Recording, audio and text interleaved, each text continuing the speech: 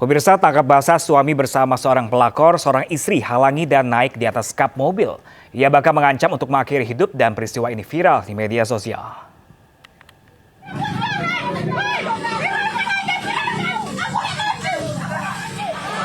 Ibu ini histeris di atas kap mobil yang diduga dikendarai suami dan selingkuhannya. Ibu ini berteriak dan mengancam bunuh diri setelah menangkap basah suaminya bersama wanita lain. Sejumlah warga berusaha menenangkannya.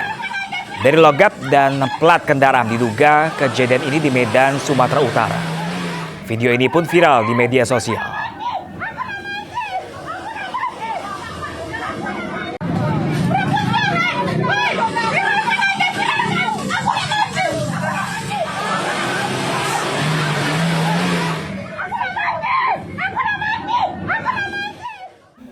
Sementara itu, pemirsa, seorang selebgram menjadi korban kekerasan dalam rumah tangga di Bandung, Jawa Barat. Kasus yang viral di media sosial ini sudah dilaporkan korban ke polisi.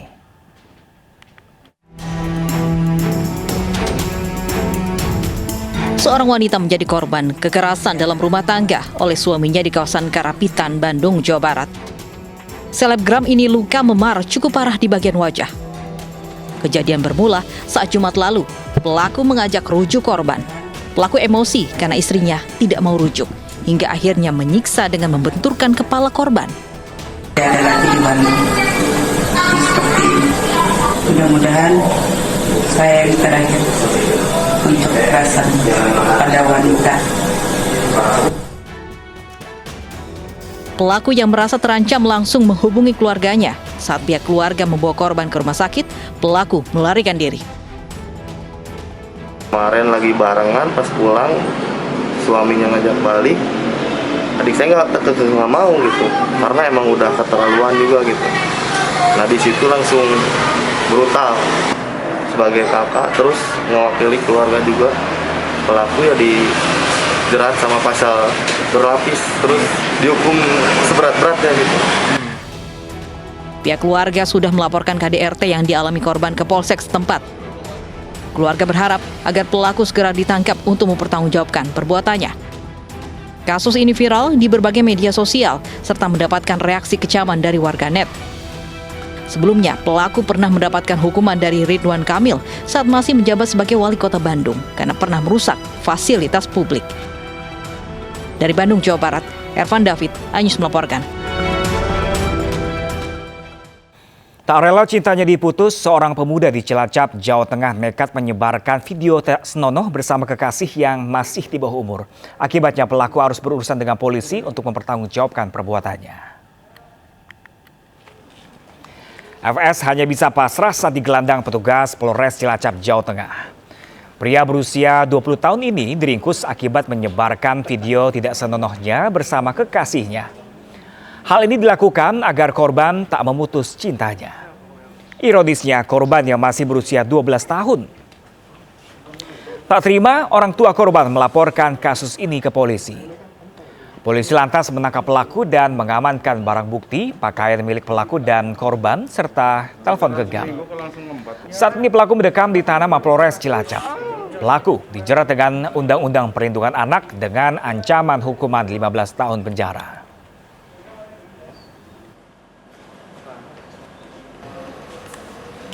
Pelaku mengancam korban dengan ancaman bahwa apabila tidak mau diajak ke rumahnya akan disebarluaskan melalui WhatsApp. Padahal video tersebut sudah disebarluaskan. Akhirnya keluarga mendengar bahwa berita tersebut, bahwa video tersebut sudah beredar dan melaporkan kepada kami. Pemirsa, seorang tahanan kasus pencabulan anak di bawah umur ditemukan tewas di Kali Bekasi. Sebelumnya ia berhasil kabur usai menjebol plafon kamar mandi Polres Metro Bekasi Kota.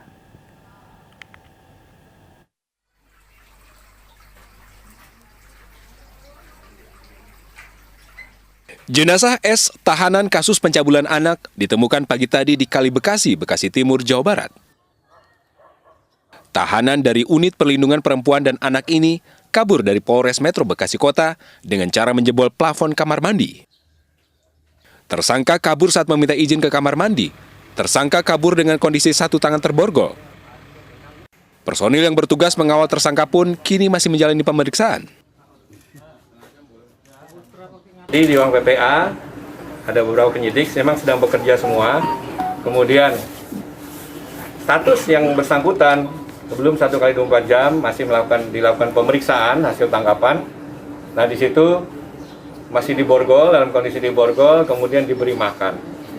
Diberi makan, otomatis penyidik membuka satu tangannya dari borgol tersebut. Kemudian yang bersangkutan izin ke kamar mandi untuk cuci tangan. Nah, ini bukan berlangsung di rutan atau di ruang tahanan, tapi berlangsung di ruang pemeriksaan.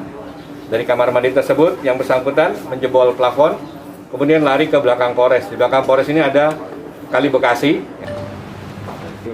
Tersangka pencabulan anak di bawah umur ini diamankan penyidik pada Jumat 31 Desember 2021 siang.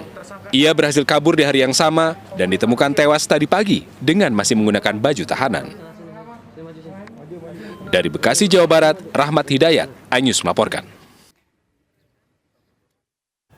Pemirsa, perbuatan cabul dilakukan oleh seorang ustadz di pondok pesantren di Kabupaten Ogan Komering Ulu Selatan, Sumatera Selatan. Pelaku tega menyetubuhi santrinya hingga melahirkan seorang anak.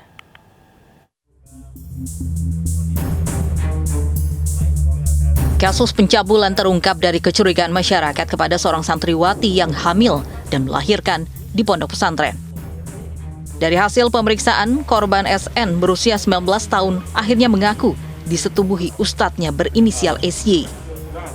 SY diketahui pemilik yayasan pondok pesantren Darul Ulum, Buai Pemacah, Kabupaten Ogan Komering Ulu Selatan, Sumatera Selatan. Pelecehan terjadi pada April lalu saat korban berada di asrama putri seorang diri. Pelaku masuk ke kamar korban lalu memaksa untuk melayani nafsu bejatnya. Korban diperkosa pelaku hingga hamil. Pelaku SY adalah seorang residivis dengan kasus yang sama yang terjadi pada 2006 lalu. Dari kecurigaan masyarakat, di mana ada salah seorang santriwati yang memang kondisinya telah melahirkan. Dari hal itu kemudian kita bangun kasus atau case building, di mana saksi-saksi yang kita periksa termasuk juga dengan keluarga korban kita tanyakan secara mendalam. Siang. Kau bakso dak? Santri itu? Berapa kali ya? Berapa kali kalau gitu? Sekali. Itu sampai hamil ya? Ya itu hamil sampai melahirkan. Itu bulan berapa melahirkannya Pak? Bulan 12. Anaknya cewek ke cowok? Cewek. Itu kita pernah melakukan cabul juga tahun dulu. Kapan itu? Tahun kapan itu? Apanya? Pernah ada kasus saya ini juga. Sebelumnya? Sebelum tahun 2006. Tahun 2000. Itu korbannya santri juga ya? Santri. Saat ini pelaku sudah diamankan petugas. Pelaku dikenakan pasal 285 KUHP tentang pemerkosaan dengan ancaman penjara maksimal 12 tahun. Dari Muara II, Kabupaten Ogan Komering Ulu Selatan, Sumatera Selatan, Teddy Hendrawan, iNews melaporkan. Sementara itu, pemirsa, 3 santriwati di bawah umur melaporkan tindakan penganiayaan ustadznya di pondok pesantren. Kasus ini pun masih dalam penyelidikan polisi.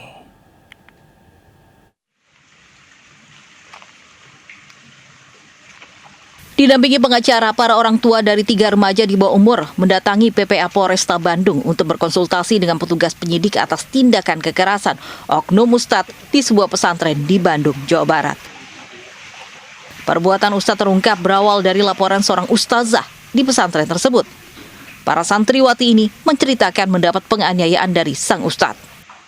Tindak kekerasan terhadap anak ya, tapi saat ini kita masih sifatnya konsultasi ya dengan PPA, karena memang di PPA sendiri itu masih dalam proses ya. Jadi kami juga belum bisa untuk memberikan cerita rinci ya, karena pemeriksaannya masih berlangsung. Kemudian juga nanti mungkin itu merupakan ranah penyidik ya, nanti untuk menjelaskan semua itu. Cuman yang kami gambarkan memang ada satu peristiwa dugaan tindakan kekerasan terhadap anak. Gitu. Dengan korban berapa? Untuk sementara itu memang yang hadir hari ini itu 3. Cuman hasil pemeriksaan kita belum bisa. Hingga kini, konsultasi orang tua anak dan pendamping masih terus berjalan, termasuk penyelidikan terhadap pelaku. Dari Bandung, Jawa Barat, Sofat Endrawan, iNews melaporkan. Kita beralih ke informasi selanjutnya. Pemirsa, ditinggal orang tuanya berbelanja di sebuah minimarket, seorang bocah terjebak di dalam mobil selama hampir setengah jam. Bocah malang ini akhirnya bisa dievakuasi dengan bantuan warga sekitar.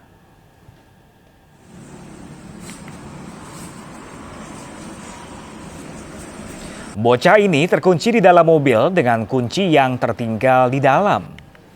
Ia tidak bisa membuka pintu karena ditinggal orang tuanya berbelanja di minimarket. Kondisi ini sempat membuat orang tuanya panik dan meminta tolong warga di sekitar lokasi. Beruntung dengan bantuan warga, pintu mobil bisa dibuka dan bocah malang ini berhasil dievakuasi. Meski sempat terkunci selama 30 menit, kondisi bocah dalam keadaan baik. Selanjutnya, bocah dan orang tuanya melanjutkan perjalanan kembali.